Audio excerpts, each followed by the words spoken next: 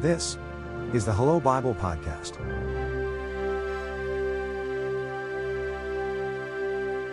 Welcome.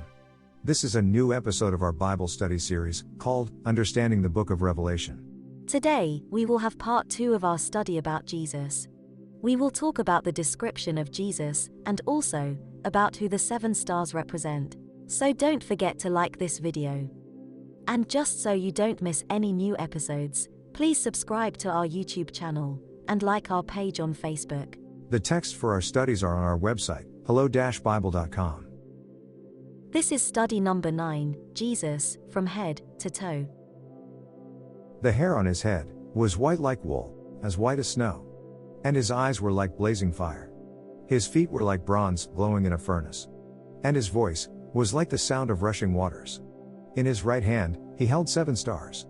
And coming out of his mouth was a sharp, double-edged sword. His face was like the sun shining in all its brilliance. The mystery of the 7 stars that you saw in my right hand, and of the 7 golden lampstands, is this. The 7 stars are the angels of the 7 churches, and the 7 lampstands are the 7 churches. There is no better subject for us to talk about than Jesus, is there? And I really like that Revelation starts with that description of Jesus right in the first chapter. He wants to show us who he is. He wants to establish a relationship with the people who are reading this message so that the message becomes much more than just words in a book. He wants us to have the experience of this encounter with him, a very remarkable encounter. In Revelation 1 verses 14, 15, 16, and 20, we have a very shocking description of Jesus' appearance. But I'd like for you to have one thing in mind. John is explaining here far beyond the description of Jesus' physical appearance. The main point of this description is to show us the character, the love, and the purpose of Christ. So if we were to take a picture of the scene where only his outward appearance would show, it would be a very strange picture. So let's keep this in mind. This is a picture of how we see Jesus only when we spend time with him and when we take time to develop a relationship with him, right? This is a picture of Jesus' character. In episode 8, which was part 1 of the study on Jesus, we saw a description of Jesus that we see here in Revelation, and we compared it with other verses in the Bible, which describe Jesus in a very similar way. These other verses are found in Ezekiel 1 verses 26 to 28, Matthew 17 verses 2 to 6, and Daniel 10 verses 5 to 12. The verses in Daniel have all the elements that we see here in Revelation 1. The verses in Ezekiel and Matthew are also equivalent, even though they don't include so many details. The words these writers use to describe Jesus are almost exactly the same. And look, Daniel wrote about this vision that he had some 600 years before John's vision even happened. In these verses in Revelation, we see 7 descriptions of Jesus, 2 things that he was actively doing in that scene, John's reaction, and Jesus' compassion in response to John's reaction. So all of this is described here in this photograph of Jesus. Interesting how the number 7 appears all the time, right? Well, we saw the first 2 descriptions of Jesus on episode 8, which were Jesus looks like a human being, and he is wearing the outfit of a king and priest. We also saw the first thing that he was doing in the scene, and he was walking among the 7 lampstands, which represent the 7 churches to which John is sending this message of Revelation. So now let's explore the other 5 descriptions of Jesus and also see the second thing he was doing. John described Jesus as having hair as white as wool and snow. Let's compare this description with Daniel 7 verse 9. In this verse, we read the part of this vision where Daniel sees the Ancient of Days. And the Ancient of Days is God the Father, and he is taking his seat at the throne. Daniel describes God the Father as wearing clothes as white as snow, and the hair of his head was white like wool. Later in the vision, in verses 13 and 14, Daniel says that the one like the Son of Man approached the Ancient of Days. As we saw on episode 8, Jesus is the one who looks like a Son of Man. Continuing with the text in Daniel, we read about how God gave Jesus authority, glory, and sovereign power. John, in Revelation 1 verse 14, is describing Jesus as having the same characteristics and authority as the Father. The Father has white hair, Jesus has white hair also. Jesus himself said, "Anyone who has seen me has seen the Father." And we read this in John 14 verse 9. And in Matthew 28 verse 18, we read that after his resurrection, Jesus said this to his disciples, "All authority in heaven and on earth has been given to me." The next description says that his eyes were like blazing fire. The original in Greek says his eyes were like a flame of fire.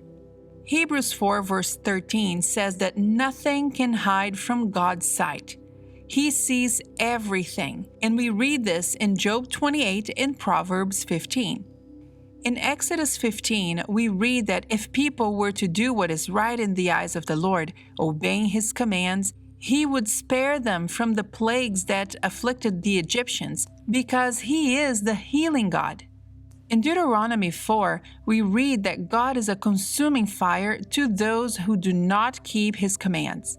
So here in Revelation 1 verse 14, we see the description of blazing eyes that see absolutely everything. Eyes that can purify His faithful servants and also consume or judge those who choose not to follow His teachings. Let's now talk about Jesus' feet. John says that His feet were like bronze. The word for bronze used in this verse is chalcolibanon, and it means polished or burnished bronze or fine brass. Bronze and brass are used interchangeably in different translations. The Hebrew word for chalcolibanon used in Daniel 10 verse 6 is nahoseth. Bronze and brass are both metal alloys, meaning they are not made of one single pure metal. Bronze is a metal containing copper and tin, and brass is made of copper and zinc. Many of the furniture and utensils in the tabernacle were made or covered in gold, as we read in Exodus 25 to 30. But all the other utensils, clasps, and pegs were made out of bronze, and we see this in Exodus 26 and Exodus 27. Perhaps the most interesting things made of bronze in the tabernacle were the altar of burnt offerings and the basin for washing, and these verses are in Exodus 27 and Exodus 30. Sacrifice was offered at the altar, where the offering was burned with fire. It reminds us of a furnace, doesn't it? The priests had to wash themselves at the basin before offering sacrifice and before entering the tent of meeting, so they wouldn't die when they entered it. Both the altar and the basin point to Christ. Jesus is the sacrificed lamb, and through His sacrifice our sins are washed away, and therefore we can live. And we read this in 1 John 1 and Romans 6. Another important bronze object, also symbolic of Christ, is the bronze serpent God instructed Moses to build in order to save people from the deadly snake bites when they were in the desert, and we can read this story in Numbers 21. If someone who had been bitten looked at the bronze snake up on the pole, they would live. At first, the story sounds very strange, right? But Jesus explained the meaning of the bronze snake in John chapter 3. He said, "Just as Moses lifted up the snake in the wilderness, so the Son of Man must be lifted up, that everyone who believes may have eternal life in Him." We can now see that the shining bronze feet seen in Daniel 10 verse 6 and Revelation 1 verse 15 are likely a strong reference to all these bronze items we saw here, which are symbols of Jesus' sacrifice. Just as the metal alloy is made of two different elements, Jesus is both divine and human, and we read this in Colossians 2, verse 9. And according to 2 Corinthians 5, verse 21, he was sinless, and yet he made himself sin in order to nail sin on the cross and offer us life through his death. Let's talk about Jesus' voice. John said that his voice was like the sound of rushing waters. Psalm 29 gives a detailed and powerful description of the majesty and strength of the voice of the Lord. The psalm says that the voice of the Lord is over the waters. It thunders, it strikes flashes of lightning, so much so that in his temple all cry, "Glory!" This description of the voice of the Lord reminds us of the sounds that accompanied the cloud of the Lord in Exodus 19, right? With all the thundering and lightning. The original in Greek of Revelation 1 verse 15 says that his voice was like the sound of many waters. This description of the sound of Jesus' voice is identical to the description of God's voice in Ezekiel 43. John describes the magnitude of Jesus' voice being just as strong as the voice of the Father. We can really understand this magnificent voice when we read Revelation 19 verse 6. The voice of God sounds like the voice of a great multitude. So it's not just that anyone who has seen Jesus has seen the Father, but also anyone who has heard Jesus has heard the Father. Okay, let's talk about the second thing Jesus was doing in the scene. He was holding something in his right hand, and John said that in his right hand he held 7 stars. Verse 20 reveals to us the mystery of the 7 stars. The verse says, "They are the 7 angels of the 7 churches." The word angel in Greek is angeloi, and the word in Hebrew is malach. The word angel means messenger or representative. In the Old Testament, the word malach is most often than not translated as angel, as we can see in Judges 2 verse 4. But Malachi 2 verse 7 gives us another dimension of the word by telling us that the church leader is the messenger or malach of the Lord. As we saw in Revelation 1 verse 3, the testimony of Jesus, which is to be sent to the 7 churches, is expected to be passed along to the members by the one who reads. We can understand that the one who reads is one of the local leaders referred here in verse 16 as one of the 7 stars or angels in Jesus' hand. The fact that the stars are in his right hand is very comforting. As we read in Joshua 4 and 2 Chronicles 20, God's hand is powerful and mighty, and he will protect his faithful people. Jesus himself said in Matthew 28 verse 20 that he would be with his followers until the end of the age. We can see here that Jesus is highlighting in the scene that the people or messengers who are passing along the unaltered message of God are under his protection and guidance. What a wonderful thing, right? Well, let's now talk about the part of the scene that is possibly the most shocking of them all, visually speaking, that is. But let's keep in mind what we talked about earlier, that this is a picture of Jesus' character, okay? Well, let's go then. John said that coming out of his mouth was a sharp, double-edged sword. Normally, we would expect that if someone was carrying a sword, they would have it in their hand. But Jesus' sword comes from his mouth. Right away, we can see that the sword is a symbol for something else. And as always, the Bible explains what the symbol is. Hebrews 4 verse 12 says, "For the word of God is alive and active, sharper than any double-edged sword. It penetrates even to dividing soul and spirit, joints and marrow. It judges the thoughts and attitudes of the heart." The sword coming out of Jesus' mouth is his word, his teachings, his testimony. And his sword executes judgment. And we can read this in Job 19 and Isaiah 66. Jesus' sword protects his followers, and it also destroys those who choose evil over his love. Did you notice here? The sword is the same. There is only one truth. God's truth, described here as a sharp sword, protects those who follow it, but destroys those who reject it.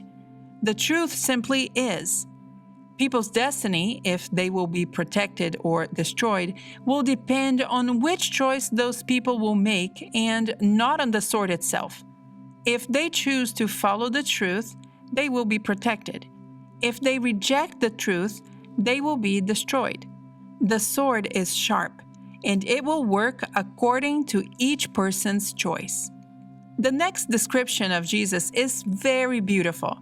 John says that his face was like the sun shining in all its brilliance.